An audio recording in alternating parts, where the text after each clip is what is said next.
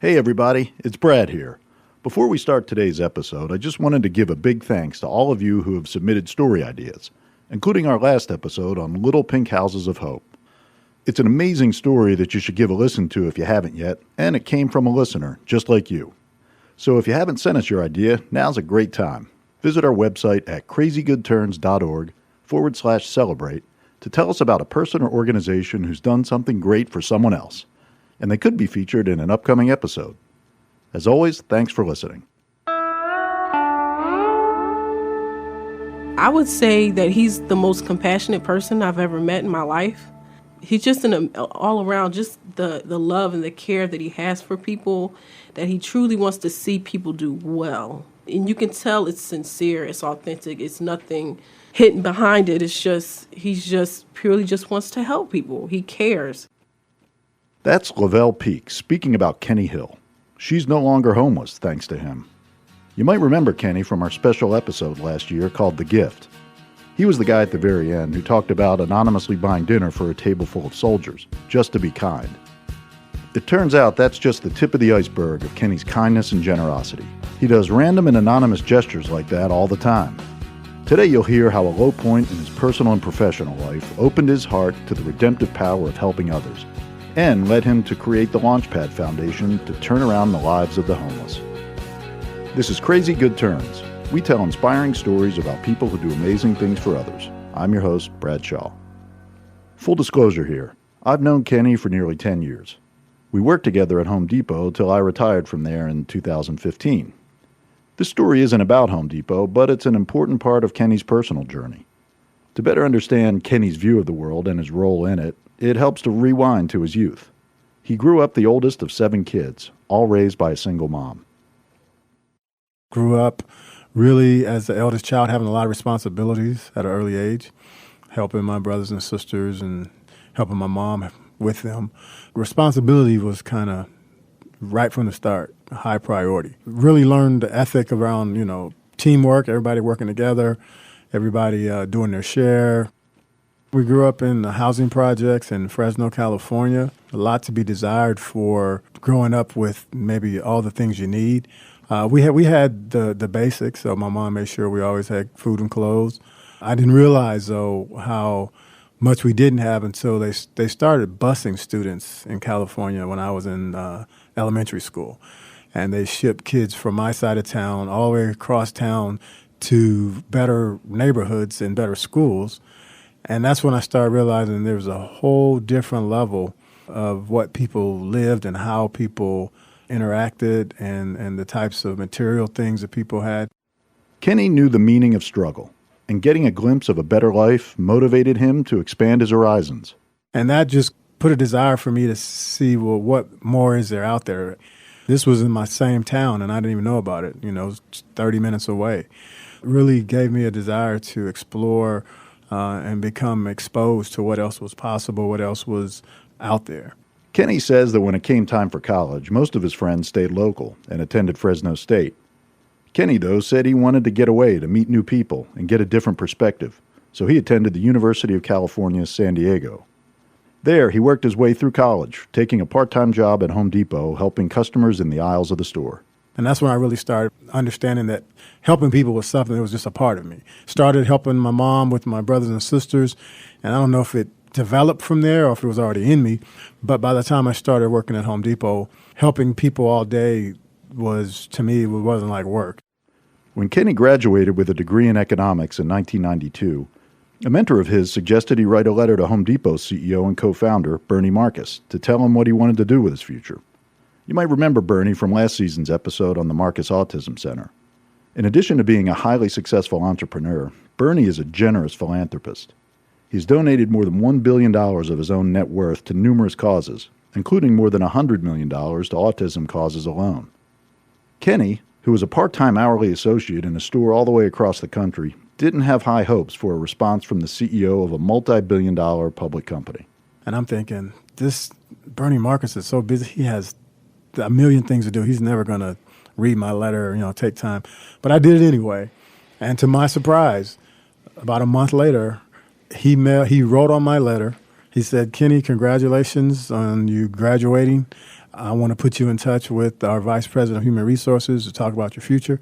I mean, he took the time to respond, and I still have that letter framed. Wow. That he sent my letter back to me and gave me the Vice President of Human Resources contact number to talk about my future with the company. So that's the type of, it wasn't just a glossed over logo outside or something they put on the letterhead. It was what they lived, and it became contagious. Kenny talked with the vice president, as Bernie suggested, and ended up landing a job at a store in Atlanta, where he worked his way up the store management food chain.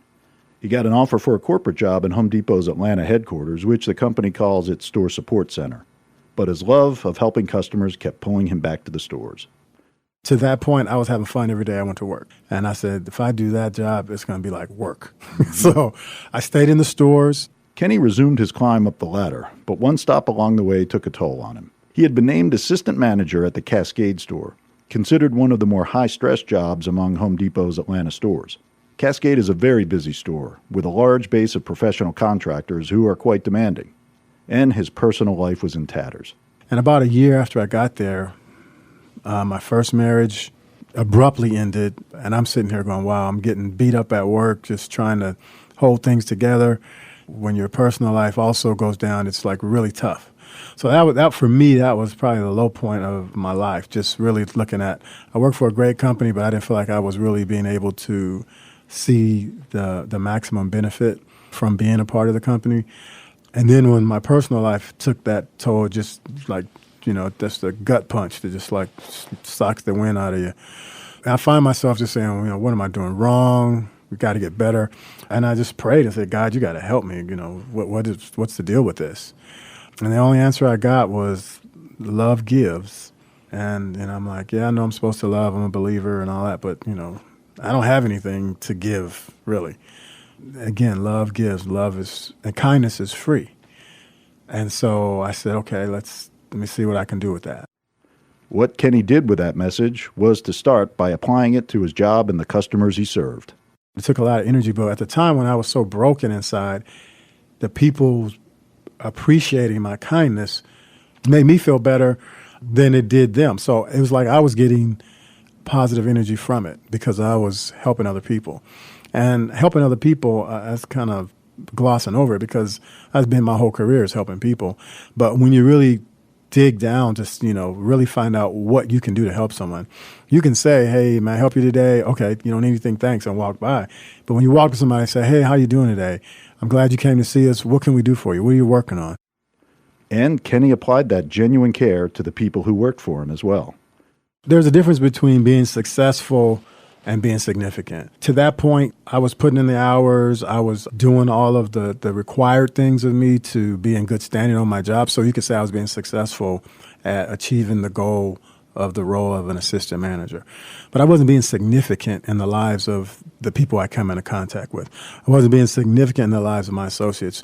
You can take your associate to give them a review and sit them down and say, you know what, here's what you did great the last 6 months. Here's what you need to work on. You need any help from me on that? Okay, sign here. Or you can say, you know what do you want to do? What do you want out of life? How can I help you achieve what you want? There's a difference. It takes a little more time to have that second conversation, but that's a significant conversation. So I started focusing on that, and it grew. My people started adapting to that, and then they started adopting it as to how they did it, and it started changing the store. And then customers would seek me out when they came. They go to the front desk and say, "Is Kenny Hill here?" And they say, "I want to see Kenny Hill." And they'd be like, "Okay, there's something wrong." No, he helped me last time, and I want him to help me. Kenny says that mind shift on the job turned his career around. People sought me out. People within the organization began to hear about what I was doing, and we started transforming the store from a store that nobody wanted to really be a part of or hear about to a place there's something different going on there. We need to go check that out. Kenny's caring and giving mindset as a leader at work slowly seeped into his personal life, where he started committing random acts of kindness like the one we featured in the gift episode last season. He'd buy coffee for the car behind him at Starbucks or pick up the tab for a mom having breakfast with her kids at Denny's. So one time I was at Quick Trip, I'm getting gas, and a guy walks out towards me, and he's parked at the pump across from me. And he says, hey, and I look up and he goes, oh, wow, you look just like my next door neighbor. And I almost said something to you that wasn't going to sound nice. I immediately said, well, you know what? Since you thought I was your neighbor, I want to act like your neighbor. Let me pay for your gas. And he looked at me. He was shocked. And he said, are you serious? I said, yeah, I'm going to pay for your gas. So I swiped my card, pay for his gas. And I looked, and he had already pumped. And he put $5, and he had a dually. I'm like, this guy wasn't going very far with that. So I fill up his tank, and he walks away and gets on the phone, and he's talking to somebody. And I can kind of hear him. He says, you won't believe this. This guy just bought my gas. He filled my tank just out of nowhere. And he didn't ask for anything for it. I could hear him have this conversation. And I finished doing it. And I said, hey, man, you have a great day.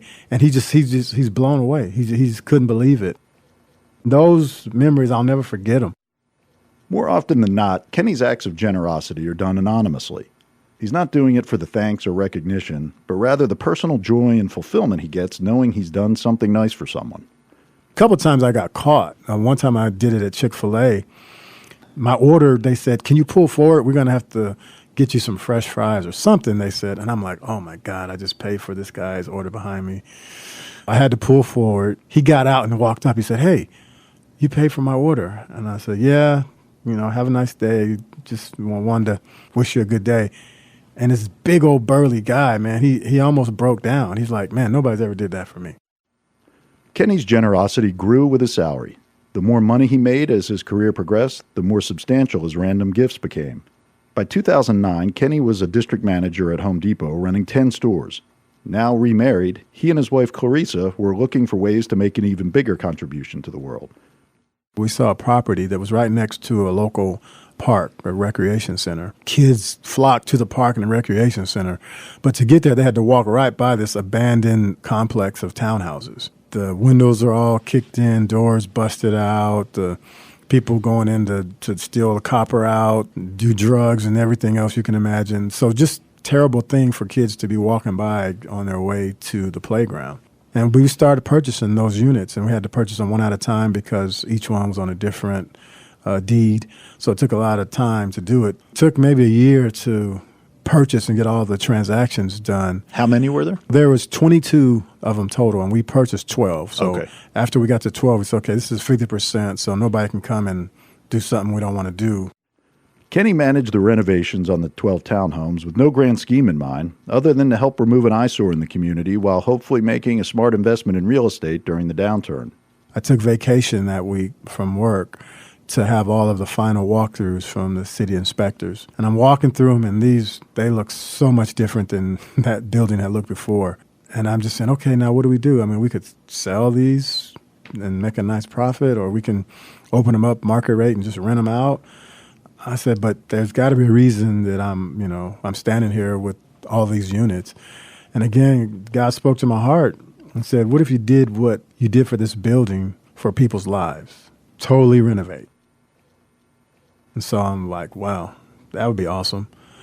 I was like, I don't have any background in that. How do you do, where do you start? And I said, well, if you took somebody who's homeless, that's pretty much as bottom, as far as you can go, as far down as you can get. I said, and that way a renovation from there could be pretty dramatic to give somebody hope and get them sustainability. You heard that right. Kenny wanted to find a way to use his freshly renovated townhomes to help renovate the lives of homeless families. So he decided to turn 5 of the homes over to homeless people.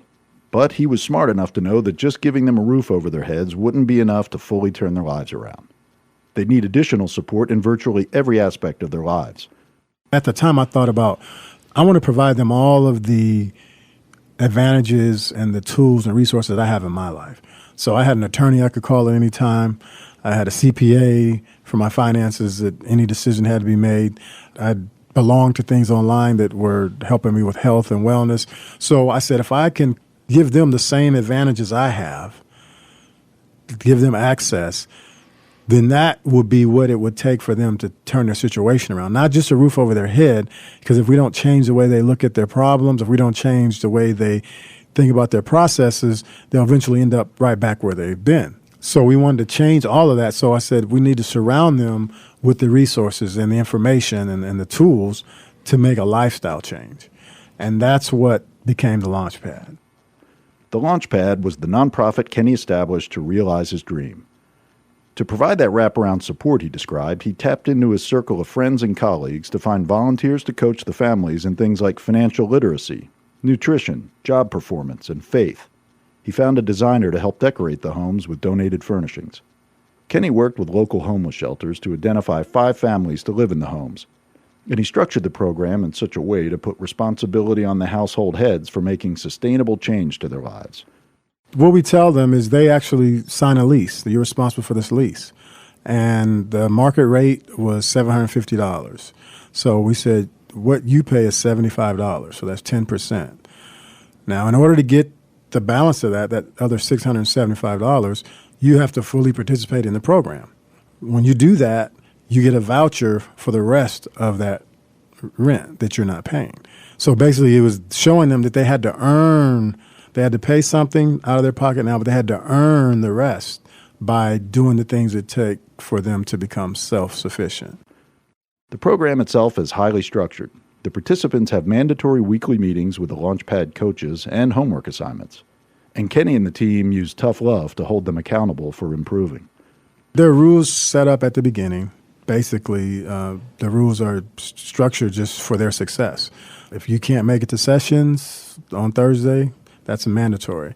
So we have people who, for whatever reason, Thursday, oh man, I'm on the other side of town, can't make it. Okay, that's not okay. So you do that a couple times and it's like, okay, it seems like whatever is going on the other side of town is more important than you being here, which is fine, but being here is required to stay in the program. We let people make their choices and then they live with the results. One of the participants was having performance problems on her job as a housekeeper at a local hotel. Kenny, tapping into his own career experience, counseled her to find a fellow employee at the hotel who was well respected and partner with them to learn what made them great at their job. His advice paid off. And I remember the day she came in and said, I'm no longer in housekeeping. She showed me her button, she said, and it said front desk trainee. She said, I'm now on the front desk. I'm training for the front desk. And I was just like, wow, so raising pay. She's, doing what we advise her to do and it's working. So she's all excited. But she didn't stop there. She got promoted to the front desk and then she got promoted to the front desk lead. She got promoted from there to the back office, and she's still at that hotel today. She's the night auditor for the whole night crew at the Embassy Suites. She just turned 21. I mean, just a wonderful career in hospitality now. But if, we weren't there to give her the help when she needed it, who knows how that might have turned out. Those are the types of interactions you have with people when you invest in their life. Kenny, a coach himself, also uses the Launchpad program to spread his philosophy of kindness and giving.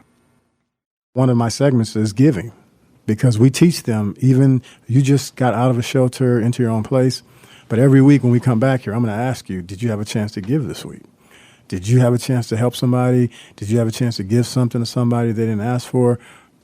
We call them giving moments. It's like, what was your giving moment? And so at first it was a little bumpy, but they caught on, and then they started being excited about it, and they couldn't wait to tell me their giving moments. What happened for me, I was allowing it to happen for them to kind of nurture that generosity gene and get them on the track of not looking only out for themselves, but how can I help somebody else? Participants graduate from the program when they show a track record of job stability and can pay rent and living expenses for their family on their own. When they leave their Launchpad home, they take the furnishings with them so they don't have a financial setback moving into their own place. All 5 participants have graduated and are living on their own without support from Launchpad. One of them is Lavelle Peak, whom we met at the top of the show. Lavelle is a single mother of 3 young boys. When Kenny met her, she and her kids were sharing one room in a homeless shelter for single moms. Thanks to Launchpad, her life has turned around. She's living independently, holding down a steady job, and providing for her kids. She's reconnected with her estranged father and is finishing up her degree at Georgia State University. It gave me confidence because before the program, I lacked confidence and there were a lot of reservations. I had things that I wanted to do, But through the weekly meetings, we would have to meet every Thursday with our coaches. They gave me encouragement that even if you fail, you can always try. You take whatever you failed at and examine it and say, well, how can I do better next time? That's how I literally take everything now is even if I fail, it's like, okay, well, let's examine that and see what you can do better next time. And so now I see failure as a good thing. I don't see it as like, oh my God, it's the end of the world. No, it's not. Just re-examine what you can do better. Liv Harrison is the Launchpad's wellness coach, helping participants make healthier choices in nutrition, health, and fitness. Like all the other coaches, she volunteers her time and services. And like Kenny and his own giving, she finds her work with Launchpad energizing and fulfilling. It's just so rewarding to see everybody evolve and everybody grow. It's almost like we get a lot out of it, too. It's almost like they fill your tank by giving back and coaching them and teaching them how to have a better, healthier life and be able to migrate back into society one day, full force. It's just so rewarding to yourself to see that you were able to help somebody to be successful after. This spring, Launchpad is bringing in a whole new group of families into the program. Kenny says he has even bigger long-term aspirations. I have a vision to really impact homelessness. We were successful and significant with the first group. Those families that finished the program are no longer homeless. We ended homelessness for them. I want to have that impact on more people, and there's a need not only in our city but across the country. When I look at the goal I have, it's in 5 years, so by 2023, I want to have capacity to bring 50 families into my program. So I'm working on building capacity, partnering with other maybe market rate apartment complexes, partnering with other investors who have properties. People often lament they wish they had more time to give back.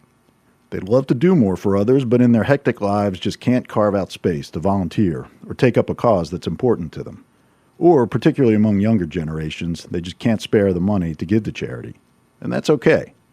What Kenny proves, though, is that time and money are irrelevant when it comes to kindness and generosity. Making a conscious effort to weave them into your daily lives can make a huge difference in your own life and in those around you. There are opportunities all around you. When you look at where your passion is, mine was helping people. It could be helping people with anything. Showing somebody how to tie their shoe, doesn't matter. Didn't have to be a homeless person that, needed a whole life turnaround. But find your passion and then turn that passion into a way you show generosity for somebody else. And that is because you get so much out of it. You don't need a primer to get you to do it again. If you want to make your neighborhood, your school, your family, whatever, a better place, just focus on other people. Thanks for listening to this episode of our podcast. Go to crazygoodturns.org to learn more about or donate to the Launchpad Foundation. You can also submit your ideas for people or organizations we should feature.